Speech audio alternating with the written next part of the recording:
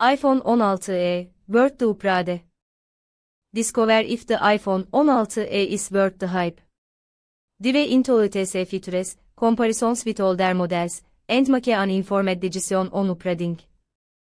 Hey everyone. So the iPhone 16 is finally here. It is.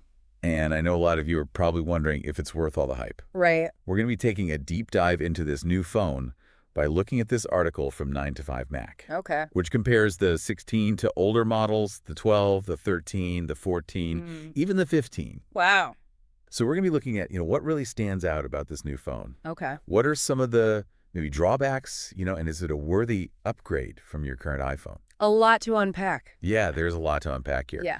So let's start off by just giving a super quick overview of what is the iPhone 16? Sure. So the iPhone 16 launched yesterday, Okay. February 19th, 2025, and the starting price is $599. Okay. Some of the key features are things like Apple Intelligence, Face ID. Mm-hmm. It also has a USB-C port, finally. Finally. I know, right? Been waiting for that. And it also has a 48MP Fusion camera. Oh, nice. So it's a pretty big upgrade from the iPhone SE3. Yeah, that price point is definitely, I think, what's catching a lot of people's eye. Yeah, for sure. But let's talk about how it actually compares to those older iPhones. Okay. Let's start with the display. Okay. What are the differences there? So the screen size is consistent across all the models Okay. at 6.1 inches. Got it. The 16, along with the 13 and 14, has an OLED screen with 800 nits of brightness. Mm-hmm. The iPhone 12 is a bit dimmer at 625 nits. Yeah. One big change, though, came with the iPhone 15, Oh. which was the dynamic island, Mm. which unfortunately didn't make it to the 16E. I know. I was kind of bummed about that. Yeah, I feel like that might have been they had to cut that to make the price what it is. probably. But let's talk about the camera. Okay. So this new phone has this 48MP wide-angle lens. Mm-hmm. How does that compare to, the older models? So it's a pretty big step up, especially if you're coming from a 12MP lens on an older iPhone. Right. The 48MP lens is going to allow you to capture a lot more detail. Okay. And the colors are going to look much better. Got it. You also get a 2x zoom with optical quality, Oh, wow. which means you can zoom in without getting that blurry, pixelated mess you get with digital zoom. Right. So it's kind of like having a neat telephoto lens right in your pocket. Oh, that's cool. Yeah. Now, I will say, a lot of people love that ultra-wide lens. Yeah. And this phone doesn't have it. Right. So for someone who likes to take, landscape photos or group photos, how big of a deal is that? So it really depends on how you use your phone's camera. Okay. If you're someone who frequently takes those wide shots, you're going to miss that ultra-wide lens. Okay. But I will say the 2x optical zoom can partially compensate for that. Okay. You can still capture a wider field of view than you could with the older 12MP models. Right. And the image quality will be much better Right. than if you were to just use digital zoom. So it's kind of like a trade-off in a way. It is, yeah. You're getting this amazing zoom, but then you're losing that ultra-wide. Okay, let's talk about the processor now. Okay. What kind of performance boost can we expect from the A18 chip? You're going to notice a huge difference with the A18 chip, Okay. especially if you're coming from an older iPhone. Mm-hmm. This chip is a powerhouse. Nice. Imagine opening apps instantly, no lag when you're switching between a bunch of things. Oh, wow. Even editing videos on the fly, the A18 can handle all of that Wow. without breaking a sweat. Very nice. It outperforms the A14, the A15, and even the A16 chips found in the older models. So this thing is like a speed demon, basically. Pretty much. Okay, cool. Yeah. What about the connectivity? Okay. Does the 16E keep up with the newer iPhones in terms of 5G, Wi-Fi, Bluetooth? So all the iPhones we're talking about have 5G and Wi-Fi 6 capabilities. Okay. The 16, though, uses Apple's own 5G modem, Okay. which is designed to be more power efficient. Got it. So you're going to be able to do things like scroll through Instagram and stream videos for longer Okay. without draining your battery. The 16E also comes with the latest Bluetooth 5.3, which means better audio quality for your wireless headphones and smoother connections with other devices. Cool. So it sounds like it checks all the boxes in terms of connectivity. Yes. Now let's talk about battery life, because I think that's always a major factor for a lot of people. Right. The article mentions that the 16E has the best battery life of any 6.1-inch iPhone. It does. So how much better are we talking here? We're talking a huge difference. Okay. The 16E reportedly delivers a whopping 26 hours of video playback. 26 hours. Yeah. Oh my gosh. To put that in perspective, the iPhone 12 gets 17 hours. Okay. The 13 gets 19, and both the 14 and 15 max out at 20. So 26 hours is seriously impressive. It is. Are there any other like notable features worth mentioning? Sure. So the 16E introduces a new action button that you can customize to quickly access your favorite features. Oh, that's cool. So you can imagine like launching the camera, turning on your flashlight, activating a shortcut all with a single press. Very nice. Then there are the safety features that are thankfully becoming standard across iPhones. Right. Like emergency SOS and crash detection. It's good that they're including those on all the models. For sure. The 16 also carries over photographic styles from the iPhone 13 and 14. Okay. Which give you more control over the look and feel of your photos. Right. You can choose from different preset styles or even customize your own to create a unique aesthetic. Cool. So yeah, I mean, it sounds like the iPhone 16 is a pretty compelling package, especially compared to those older models. Yeah. But, you know, I know there has to be some trade-offs here. Right, there always are. So like, what are some of the things that we should be thinking about? So we already talked about the lack of an ultra-wide lens, which might be a deal breaker for some. Yeah. And then there's the absence of official MagSafe support. Okay. So no magnetic charging or any of the accessories. Right. And a lot of people have those. Yeah. So that is something to think about. And then obviously compared to the iPhone 15, you're not going to get that dynamic island experience. That's right. So there are definitely some compromises to think about. Definitely. But ultimately, I think like the big question that everyone's asking is the iPhone 16D the right upgrade for you? Right. Like, how do you know if this is the phone that you should get? Yeah, that's the million-dollar question. It is. And there's no one-size-fits-all answer. Right. It all depends on your individual needs and your priorities. Okay, so let's try to like break this down a little bit for our listeners. Yeah.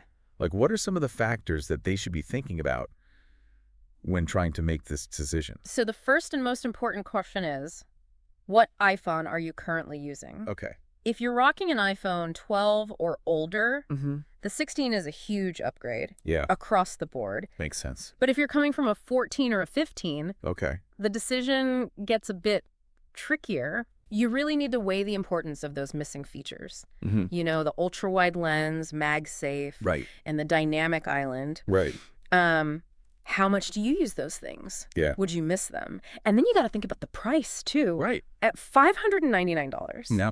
The iPhone 16 offers incredible value. Yeah. Especially compared to those newer models. So you're getting Apple Intelligence, that crazy battery life, that newer processor, USB-C, all for a very attractive price. Yeah, and the article talks about this too. Like they seem to be pretty impressed with the 16E overall. They are. Yeah. And for good reason. Yeah. You know, the article highlights that the iPhone 16E will likely be a noticeable upgrade from any iPhone older than the 16. Okay. Assuming you're okay with not having official MagSafe support. Yeah. But yeah, I mean, it really does seem to hit that sweet spot between features and affordability. So if you have like a really old iPhone, this is your chance to like kind of jump into the future of iPhone tech without spending a ton of money. Exactly. Yeah. What makes this 16E like such a significant leap forward than even compared to like the 13 or the 14? So I think it's really a combination of factors. You know, you're getting the A18 chip, which is a beast. Yeah. You have the much improved camera, even without that ultra wide lens. Right. The addition of Apple Intelligence is also significant. And of course, that battery life is a game changer. Yeah, like 26 hours still is like blowing my mind. I know, right?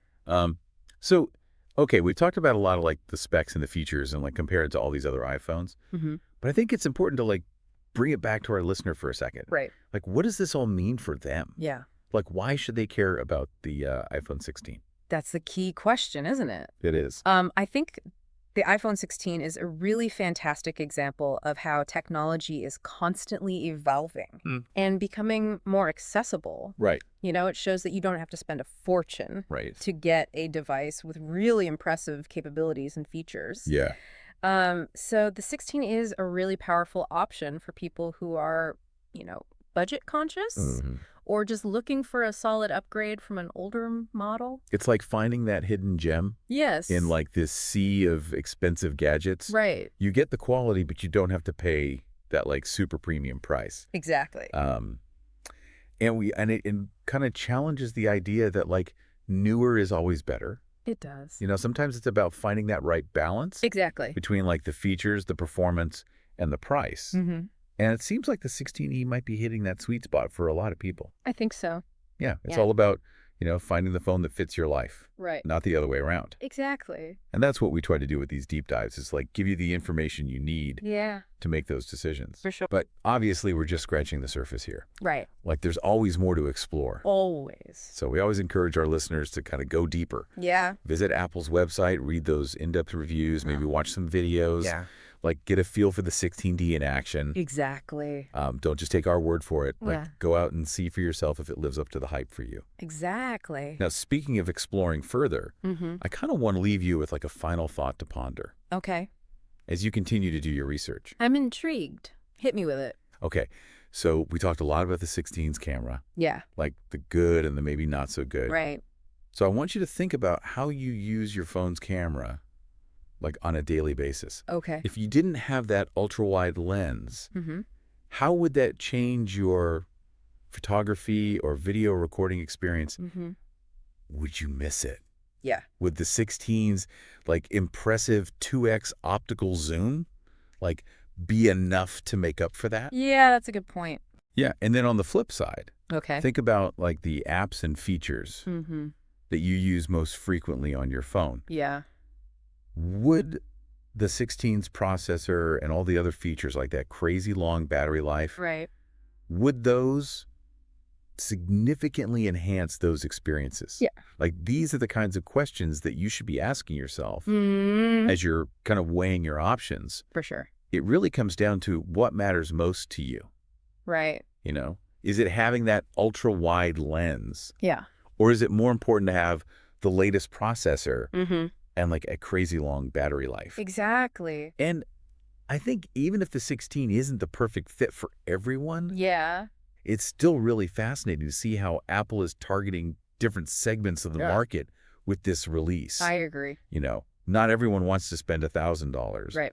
to get the latest and greatest iPhone. Yeah. Some people just want something that's affordable, Mhm. that works well. And I think the 16E is definitely appealing to a lot of those people. Yeah, for sure. So, yeah, I think we've covered pretty much everything I think so. about the iPhone 16E. Yeah. At least based on this 9 to 5 Mac article. Right. It's been a fun ride. It has. But before we wrap things up, Okay. I want to leave our listeners with one final thought. Okay. So we've talked a lot about the specs and the features, Mhm. and you've done an amazing job of kind of explaining Oh, thanks. how those translate to real-world use. Yeah. But I think there's another aspect that's worth considering, Okay. and that's the software experience. Oh, yeah. And Apple Intelligence is like a big part of this new phone. It is. So my final thought for you is Okay. think about how Apple Intelligence might enhance your daily life Okay. beyond just the hardware improvements. Like how Yeah. might it personalize your phone experience, make things more efficient, Yeah. maybe even surprise you with its capabilities. That's a good point. So yeah, just something to kind of ponder Yeah. as you're deciding if the 16E is the right phone for you. Okay. All right, listeners. Yeah. That wraps up our deep dive into the iPhone 16. Yeah. We hope you found this insightful and maybe even a little bit helpful Mm-hmm. in deciding if this is the phone for you. Yeah. Remember, do your research, Yes. trust your gut, Mm-hmm. and most importantly, choose the phone that brings you joy. The best advice. Until next time. See.